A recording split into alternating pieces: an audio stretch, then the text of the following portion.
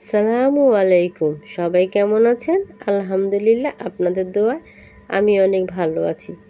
আল্লাহর কাছে কামনা করি আপনারাও যেন ভালো থাকেন, সুস্থ থাকেন, সবল থাকেন। রান্না বান্না বাদ দিয়ে আসছি শেহজাদ আর আয়াতের দুষ্টামি দেখার জন্য। তারা গোসল করতেছে। তাদের গোসল দেখে মনে মনে চিন্তা করতেছি, ছোটোবেলায় কি আমরা কি এরকমই করেছি? আমার তো মনে হয় না করেছি।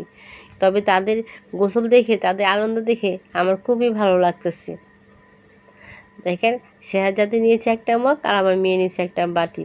তার দুইজন দুইটা দিয়ে ওই মাথার ভিতরে পানি দিতেছে। দেখেন, রোদ ছিল তো, তাই ওরা গোসল করতে ওদের আরাম হয়েছে। আর আমি কিন্তু একটু গরম পানি এখানে দিয়ে দিয়েছি। আজকে রান্না করতে চলে যায় এখন।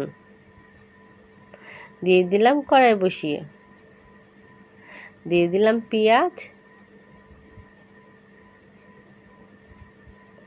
কাঁচামরিচ, তেজপাতা,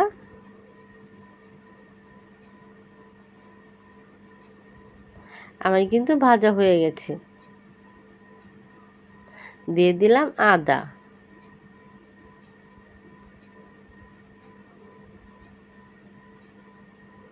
লবণ অবশ্যই স্বাদ মতো। আজকে আমি মুরগির মাংস রান্না করব। এই জন্য আমি হলুদ মরিচ দিব না, গরম মশলা এলাচি গুঁড়া দিয়ে দিলাম। এই মশলার উপরেই আজকে আমি মুরগি রান্না করব। মুরগি দিয়ে দিলাম, এখন ভালো করে মশলার সাথে মিশিয়ে নিব।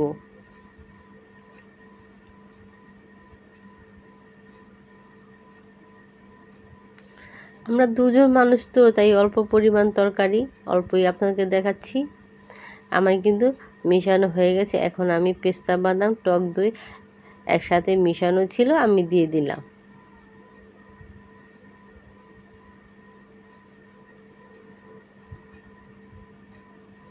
আমার কষানো হয়ে গেছে, এখন আমি দিয়ে দিলাম পানি।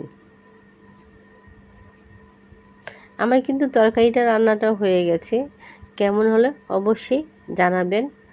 মুরগির মাংস সাদা আলু দিয়ে মুরগির মাংস সাদা ঝোল কেমন হলো বন্ধুরা? তরকারিটা অবশ্যই আমাকে কমেন্ট করে জানাবেন। তবে এই তরকারিটা কিন্তু রুটিতে খেতে খুব মজা। সবাইকে আসসালামু আলাইকুম। আমার ভিডিওটি দেখার জন্য অনেক অনেক ধন্যবাদ।